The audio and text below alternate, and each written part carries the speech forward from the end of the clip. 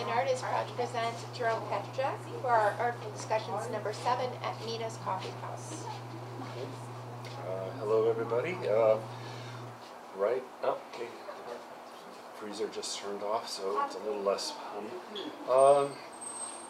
This is very informal. I haven't really set up a specific thing.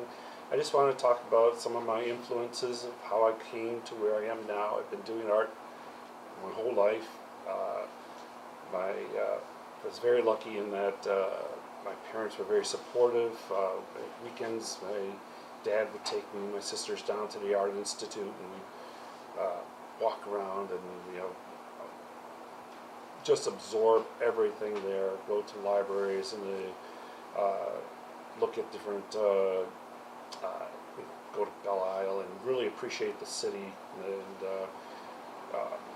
lived near Eastland Mall. That was a new mall at the time, and the thing about it was a real built environment, very designed, and I'm very much a product of my environment. That was very much set up on geometric planes, a lot of square angles, modern art there. Really particularly loved some of the fountains that they had that were created for part of that environment. That was one of the first malls. It was still big open air, very open to the elements. So you saw the things change over time, the plantings and the sculpture. And one of my favorite pieces that was at Eastland was the Lion and Mouse. I'm sure anybody from Detroit would be familiar with that. It's a Marshall Frederick's sculpture. And my dad pointed out that that was the same sculptor that did the Spirit of Detroit. And so I could see that somebody that could do something small did something monumental. And, it became like an idea that, here was a Detroit artist that was having his work out in the environment that people were responding to and enjoying. And so I just felt like culture of Detroit. The amount of things that were going on were, very informative to me. Helped me just appreciate the built environment, the human environment, the scale of things, materials, how things were put together. But also, growing up in the 60s, a very turbulent time, a lot of, time of the civil rights coming on, the assassinations, but also the time of hope with the space program. So very complex things happening. And I tried to figure out, okay, well, how do I fit in with all of this, what's going on in the world? And my interests were really, I felt like I could either draw or somehow help, communicate, and thought, my encouragement was in drawing. Was pretty good in that in school, so went ahead and went on to take drawing, commercial art down at Cass Tech. Magnet School, terrific curriculum, did commercial art there, learned drawing, painting, perspective, lettering, did jewelry work, tremendous amount of figure drawing, though we were working on, drawing each other, drawing the scenes of the city. That led me to think, okay, I'm going to have a career somehow in commercial art, advertising. When I went on to Wayne State, found out I hated advertising. Decided, okay, I'll move into fine arts, see what happens next. And threw myself into the study of art, like why are humans do these things? Why do we like this stuff? Again, this was 60s, 70s. Modern art had evolved. It was the the language of the day, the commercial, the most important thing that was being shown was, the art world had gone through abstract expressionism, after cubism, after impressionism, everything kept changing, the styles were changing, and I was in a perfect time of being able to just take time to study and learn as much as I could about art, and try different techniques, different materials, learn everything I could. So I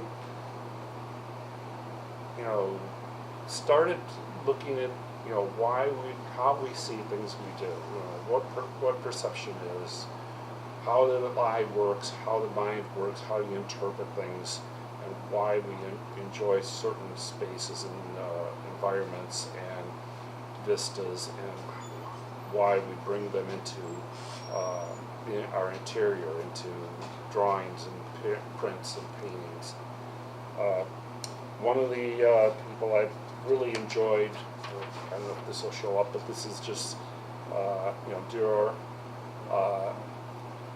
One thing I loved about that was he was doing very meticulous draftsman-like work. Loved the line work. His wood blocks was very mechanical. To me, it related to the blueprints and engineering drawings that I also appreciated. The technique was very straightforward and also very meticulous and almost scientifically and engineering designed and how everything was put together.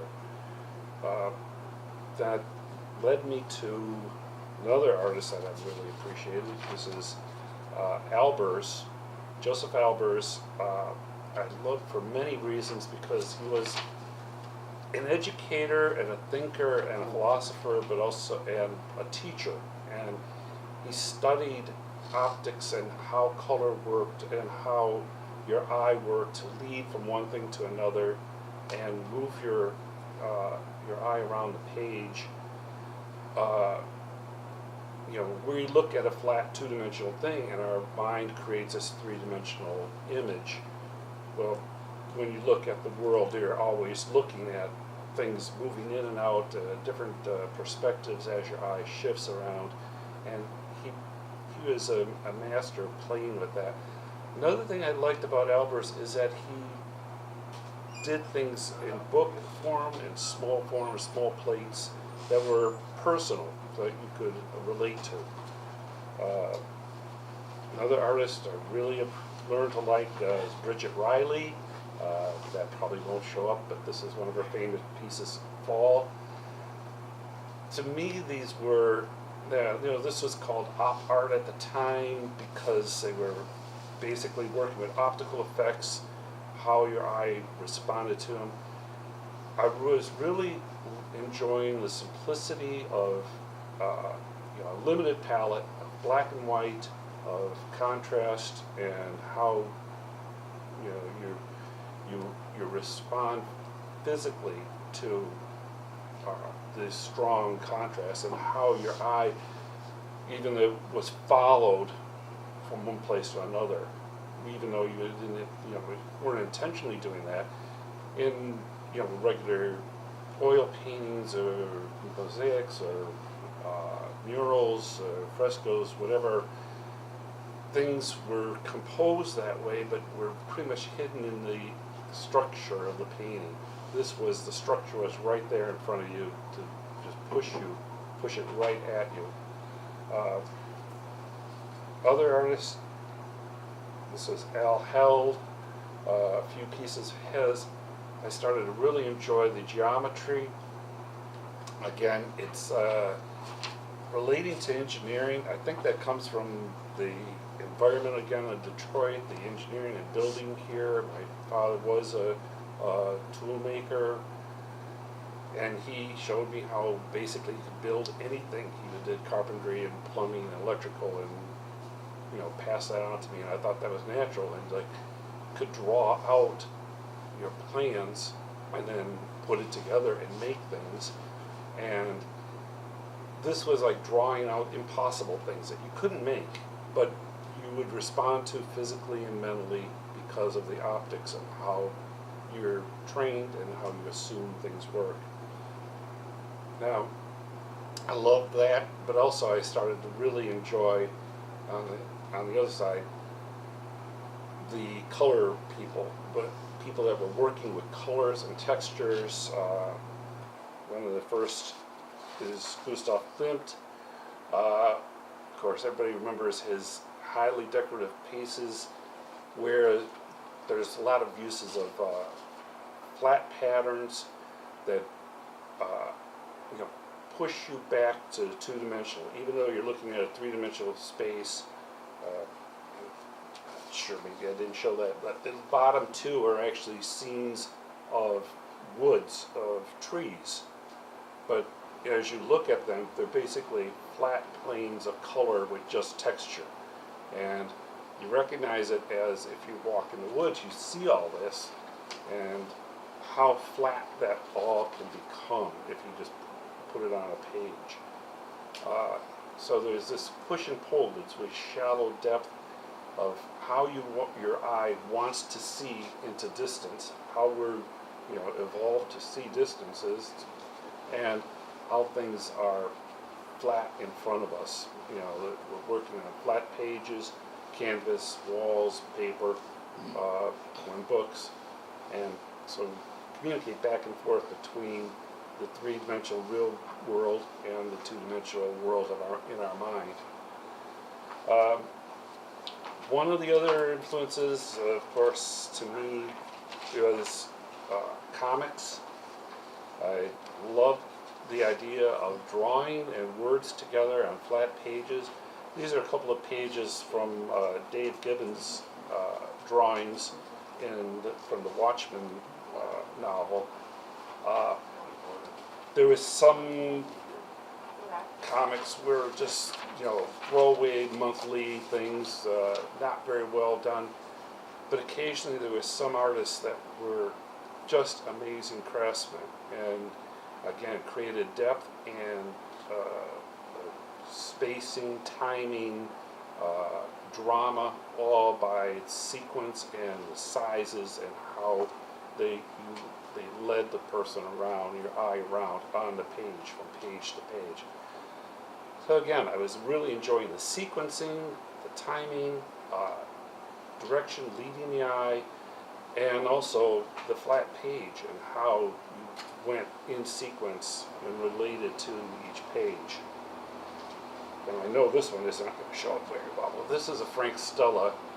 You may know Frank Stella as he did a whole series of work that was the Protractor series, huge paintings shaped that were very colorful, basic geometric shapes interlinked together, but he went through a phase where he was just doing black and whites, where it was just learning how the eye is pushed around, and you follow inadvertently around the pages.